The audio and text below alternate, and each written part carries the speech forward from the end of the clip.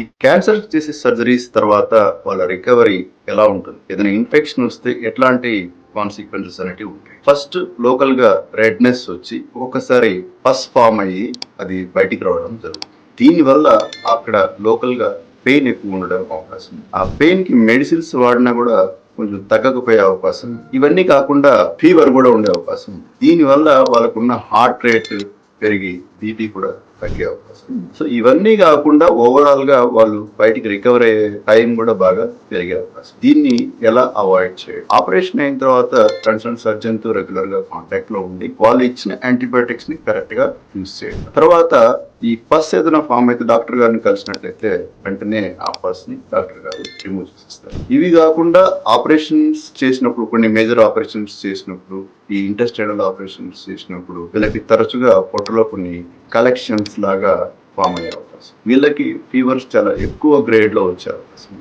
ఇట్లాంటి ముందే గుర్తించినట్లయితే ఆ కలెక్షన్స్ ని డ్రైన్ చేసి వాళ్ళకి ట్రీట్మెంట్ చేసినట్లయితే వాళ్ళ రికవరీని మనం స్పీడప్ చేయొచ్చు.